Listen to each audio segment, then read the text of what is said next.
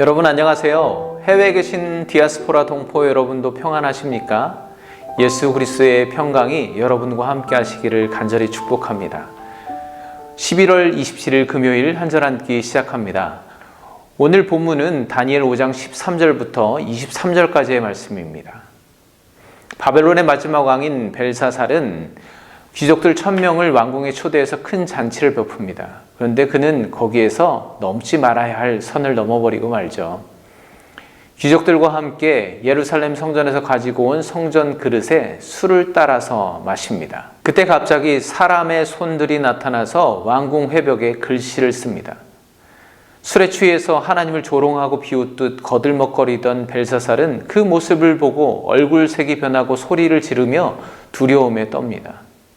누구든지 그 글씨를 읽고 해석하는 사람에게는 큰 상을 내리겠다고, 나라의 세 번째 통치권을 내리겠다고 그렇게 공포하지만 아무도 그 글을 읽거나 또 해석해내지 못합니다. 여러분, 술에 취하고 세상에 취하고 교만의 죄악에 취한 그 사람들이 어찌 하나님의 뜻을 알 수가 있겠습니까?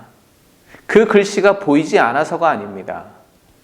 촛대 맞은편에 있었기 때문에, 그것도 하얀 회벽에 쓰여졌기 때문에 누구나 명확히 볼 수 있는 글씨였습니다. 문제는 그들의 마음입니다. 그들의 마음이 칠흑같이 어두운 상태이고 교만의 죄악으로 가리워져 있기 때문에 하나님의 뜻이 전혀 보이지 않는 것이죠. 우리도 마찬가지입니다. 하나님의 말씀은 세상의 지혜, 지식, 인간의 경험으로는 도저히 알 수가 없는 것입니다. 그런데 어느 순간 말씀이 깊이 깨달아지고 내 안에 깊숙이 그 말씀이 들어와 꽂히게 되는 순간이 있는데, 그게 언제일까요?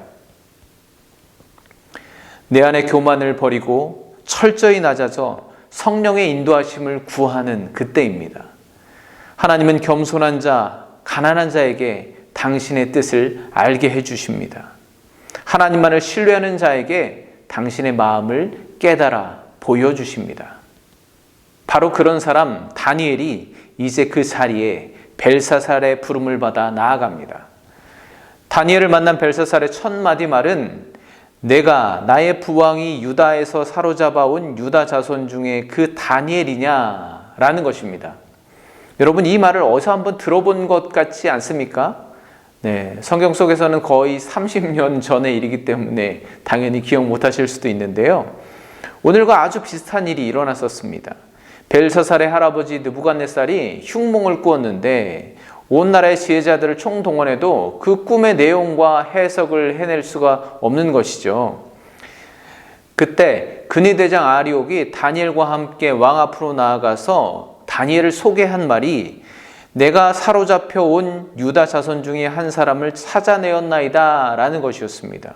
사실 그때 다니엘의 신분은 포로로 잡혀와서 왕궁에서 일하기 위해서 몇 년 동안 훈련을 받던 수련생이었습니다.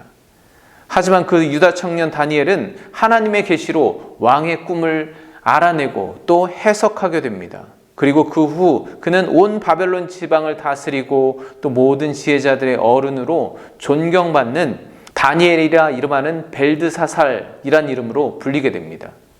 그 의미는 그가 하나님을 신실하게 신앙하는 하나님의 백성일 뿐만 아니라 바벨론의 백성으로서 온전히 잘 살아내었음을 의미하는 것입니다. 또 모두에게 인정받는 자였다는 것이죠. 그런데 이제는 아무도 그를 기억하지 않습니다. 잊혀진 존재입니다. 아마도 느부갓네살 왕 이후 왕권이 바뀌면서 모든 관직을 내려놓고 은둔자처럼 살아갔을 것입니다. 바벨론의 어느 누구도 벨사살의 두려움을 해결해 주지 못합니다. 그런데 벨사살의 말대로 유다에서 사로잡혀 온 자손 중에 그 다니엘이 아무도 해결하지 못한 그 문제를 이제 해결할 것입니다.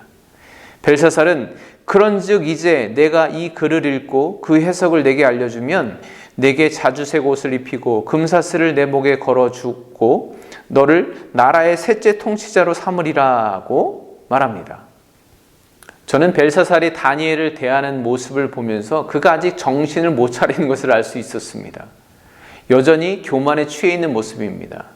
지금 벨사살은 내가 듣자하니 유다 포로 출신인 네가 꿈을 잘 해석한다고 들었는데 네가 정말 그렇게만 해준다면 내가 큰 상금을 내리고 나라의 높은 관직을 보장해 주겠다. 수십 년간 잊혀진 존재로 살았던 다니엘에게는 뭐 그리 나쁜 제안이 아닌 것처럼 보입니다. 그런데 다니엘이 어떻게 반응할까요? 17절 말씀입니다. 다니엘이 왕에게 대답하여 이르되 왕의 예물은 왕이 친히 가지시며 왕의 상급은 다른 사람에게 주옵소서. 그럴지라도 내가 왕을 위하여 이 글을 읽으며 그 해석을 아뢰리이다. 아멘. 정말 멋있지 않습니까? 맞는 표현인지 모르겠지만 정말 영적인 카리스마가 쩌는, 죄송합니다. 그런 멋있는 모습입니다. 선물은 왕이 도로 가져가시고 상급은 다른 사람한테나 주십시오. 다만 어쨌든 저는 왕에게 이 글을 읽어드리고 해석해드리겠습니다. 세상의 물질과 권세로 교만한 자 벨사살, 그 교만의 죄악을 심판하시기 위해 임한 하나님의 역사 앞에 두려워 떨던 벨사살은 여전히 자기가 가진 권세와 물질로 하나님의 대사로 서 있는 다니엘 앞에 허세를 부리고 있는 것처럼 보여지지 않습니까? 그리고 다니엘은 절대 그것에 타협하지 않고 오직 하나님의 뜻만을 전합니다. 오늘의 한절 말씀 22절, 23절의 일부분을 보겠습니다. 벨사살이여, 왕은 그의 아들이 되어서 그것을 다 알고도 아직도 마음을 낮추지 아니하고 도리어 자신을 하늘의 주제보다 높이며 도리어 왕의 호흡을 주장하시고 왕의 모든 길을 작정하시는 하나님께는 영광을 돌리지 아니한지라. 아멘. 스스로 느부갓네살의 아들이라 칭하는 벨사살은 그의 부왕 느부갓네살이 교만할 때 그를 그 자리에서 끌어내리시고 짐승들과 함께 살면서 풀을 뜯어먹게 하셨던 하나님께서 그로 하여금 하늘의 왕이신 하나님을 바라보고 자신의 모든 권세와 영광이 하나님께로부터 온 것임을 인정하고 모든 나라의 주권이 하나님께 있음을 고백하였던 그 일을 다 알고 있으면서도 오히려 교만에 취해 하나님보다 높은 자리에 앉아있는 그의 죄악을 지적하고 있는 것입니다. 벨사살은 이미 다 알고 있었습니다. 다 알았음에도 불구하고 여전히 그의 마음이 자고하여서 교만의 극치를 보이고 있는 것입니다. 여러분 좀 이해가 안 되지 않습니까? 이 사람이 다 알면서 왜 여전히 이 모양 이 꼴인가? 궁금하지 않습니까? 저는 왜 그럴까 한참 생각해 봤습니다. 교만의 죄가 바로 그런 것 같습니다. 여러분, 사람이 교만해지는 건 그가 아무것도 알지 못해서가 아닙니다. 아무것도 모른다면 오히려 겸손합니다. 나 자신이 아무것도 모른다는 것을 알기 때문입니다. 그런데 알긴 아는데 제대로 알지 못하니까 아는 것처럼 살려니까 교만해지는 것입니다. 왜 몰랐겠어요? 느부갓네살이 자기 아버지, 할아버지였는데요. 그런데 그것보다 그는 지금 당장 그의 손에 쥐고 있는 권세와 물질에 취해 있으니까 그 알미 자기 자신을 전혀 변화시키지 못하고 영향력이 없는 것입니다. 도리어 다 아는 척 스스로 속이고 교만에 빠져 있는 것입니다. 우리에게도 영적 교만이 찾아옵니다. 솔직히 저에게도 이런 영적 교만이 찾아옵니다. 그런데 그건 늘 내가 성경을 좀 안다고 할 때, 아, 하나님 믿는 게 이런 거구나 라고 할 때 어김없이 찾아옵니다. 하나님을 제대로 안다면 절대로 교만할 수 없습니다. 여러분, 하나님의 말씀을 그저 보고 들은 것이 아는 것이 아닙니다. 그 말씀이 척박한 내 삶의 밭에 떨어져 뿌리를 내리고 줄기와 가지와 잎사귀를 내고 열매를 맺을 때, 그래서 생명의 땅이 되는 것이 하나님을 아는 것입니다. 함께 기도하겠습니다.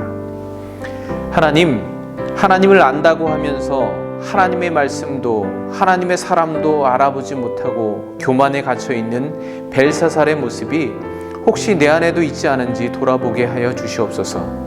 오늘도 주님의 말씀이 척박한 나의 마음밭을 기경하시고 생명의 변화를 경험하게 하여 주시옵소서. 예수 그리스도의 이름으로 기도합니다. 아멘. 중요한 것은 하나님의 말씀 앞에 내가 어떤 태도를 취하고 있느냐, 어떻게 반응하고 있느냐 하는 것입니다. 내일 토요일 아침에 다시 찾아뵙겠습니다. 감사합니다.